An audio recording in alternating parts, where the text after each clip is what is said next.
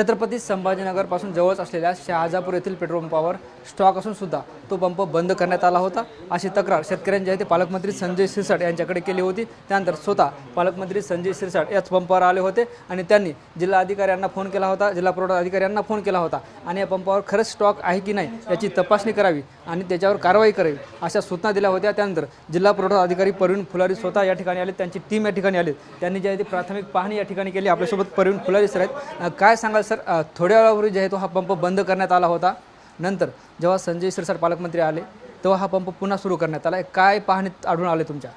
नाही, स्टॉक तर अवेलेबल होता डिझेलचा। खरं तर पंप बंद करायला नाही पाहिजे होता, पण त्यांचं म्हणणं की सगळे भांडणं झालीत, पण ते सगळेच पंप बंद करणं आवश्यक होतं।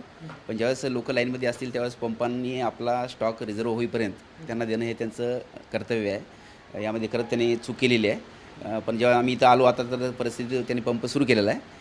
मी आता स्टॉक चेक केला, जवळपास 2300 लिटर डिझेल उपलब्ध आहे, म्हणजे जवळपास 2000ला जर रिझर्व लागेल तर 300 लिटर विकू शकेल जास्तीत जास्त, आणि जवळपास 3000 लिटर पेट्रोल शिल्लक आहे। त्यामुळे आपण पंपांना इन्स्ट्रक्शन ते देतो की आपण जोपर्यंत स्टॉक तुमचा रिझर्व लागत नाही तोपर्यंत सगळ्या टाकलेल्या सर्व लोकांना डिझेल आणि पेट्रोल वेळेवर मिळणं आद्य कर्तव्य आहे। त्यांची चूक झालेली आहे, आपण BBCL कंपनी यांचा रिपोर्ट पण करून टाकू लेखीमध्ये आणि त्याप्रमाणे कारवाई कंपनीवाले करतील त्याच्यामध्ये। सर, पण पालकमंत्री संजय शिरसाट येण्यापूर्वी आम्ही एक तास अगोदर होतो, शेतकरी सगळे व्यवस्थित रांगेत उभे होते, इथं CCTV सुद्धा आहेत, मात्र वाद झाला आणि आम्ही पेट्रोल पंप बंद करतोय असं सुद्धा ते कारण ते पंप मालक देतात। नाही, बरोबर आहे, तसं कारण त्यांचं कधी भांडणं झाली असती कदाचित, पण ते अगोदर व्हायला पाहिजे होतं। पण पंप जेव्हा लोक लाईनमध्ये असतील किंवा काम चालू असेल पंपाचं त्यावेळेस अचानक बंद करून सगळ्या लोकांना बाहेर काढणं हे बरोबर नाही आहे। त्यामुळे त्यांनी चुकलेली आहे। पालकमंत्री महोदयांनी सुद्धा सूचना केलेल्या आहे की तात्काळ सर्व पंपाच्या तपासण्या करा, सर्व पंपाला स्टॉक किती उपलब्ध आहे का ते पहा, आणि जोपर्यंत तो रिझर्व लागत नाही तोपर्यंत तो वाटणं हे सगळ्या पंपाला आपण आता निर्देश दिलेला आहे। मी तिन्ही ऑइल कंपनीच्या सेल्स ऑफिसरला बोललेलं आहे, त्यांना स्पष्ट सूचना दिलेल्या आहे की जोपर्यंत तुमचा रिझर्व सबमर्शिबल पंप जोपर्यंत डिप्परला जात नाही तोपर्यंत तुम्ही तो स्टॉक वाटावा, जेणेकरून पुढचा स्टॉक कधी येईल हे माहीत नाही लोकांना, आणि लोकांच्या लाईन लागलेल्या आहेत। तर लोकांना थोडंसं नाराजी अशी होती की आम्ही लाईनला असताना सुद्धा आम्हाला भेटत नाही, त्यामुळे नाराजी शेतकऱ्यांमध्ये, लोकांमध्ये आणि ग्राहकामध्ये होत आहे। तर आम्ही सर्वांना आव्हान हेच करतो की थोडंसं पॅनिक बाईंग जास्त होऊ नये, उपलब्ध साठा जेवढा असेपर्यंत आपण थोडंसं खरेदी करावं, आणि पंप चालकांना सुद्धा आम्ही आता लेखी पत्र आम्ही काढतो आज की त्याच्यामध्ये त्यांनी आपला स्टॉक उपलब्ध असताना सुद्धा त्याची विक्री करणं हे त्यांचं कर्तव्य आहे। यात काही कसूर केली तर योग्य ती कारवाई करण्यात येईल। सर, ज्या पद्धतीनं पालकमंत्री संजय शिरसाट यांनी जर हा पंप चालक किंवा हे पंप दोषी आढळला तर सील करा अशा सूचना दिल्या, त्या अनुषंगाने काही कारवाई होऊ शकते का? नाही, आता सध्या सुरू आहे, त्यामुळे आपण सील करण्यापेक्षा थोडं वाटप करू हे, आणि नंतर याचा रिपोर्ट आपण BPCL देऊ। ही तक्रार जर समोर नसते आली तर ही साठेबाजीच होती ना? जवळपास म्हणजे पंपामध्ये साठेबाजी राहिल्या होती, लोकांना दिलं नाही म्हणजे साठेबाजीच करण्यासारखा अर्थ होता याचा। पण ती पंप जेव्हा कधी चालू केला असेल तर कोणाला दिला असतं ते आपण ते पुढच्या तपासात आलं असतं। तर तेही शेतकऱ्यांनी बोलून दाखवलं आम्हाला की जेव्हा हा पंप रात्री सुरू केला जातो त्यानंतर जे ते टँकर असतील, हायवा असतील, त्यांना ते डिझेल वाटप केलं जातं असा शेतकऱ्यांचा आरोप आहे, म्हणजे जी साठेबाजी होती त्यावर। नाही, बरोबर आहे, हे असं नाही व्हायला पाहिजे। आपली प्रायोरिटी शेतकरी आणि ग्राहक यांना राहायला पाहिजे, हायवा वगैरे हे नंतरच्या गोष्टी आहेत आपल्याला।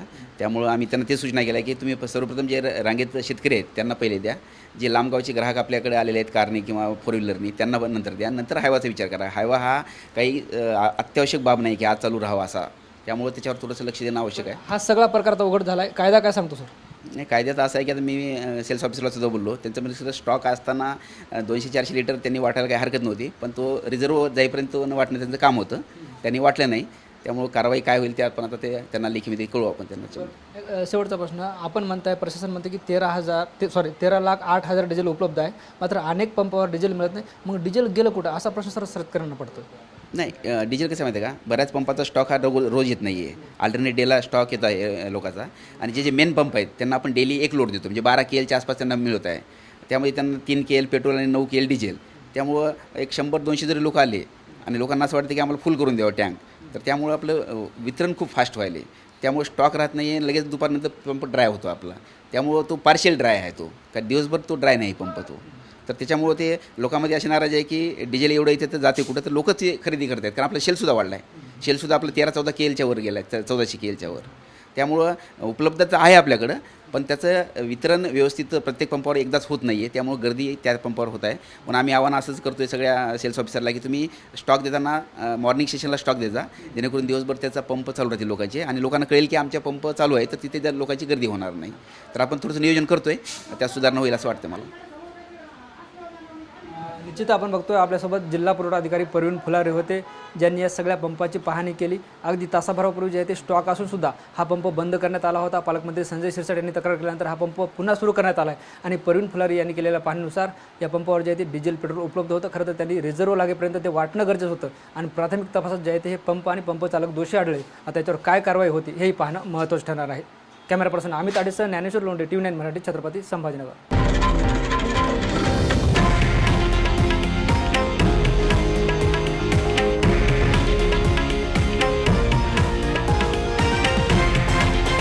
हे आहे देशातील नंबर 1 न्यूज नेटवर्क आणि आपण पाहत आहात TV9 मराठी, एकमेव.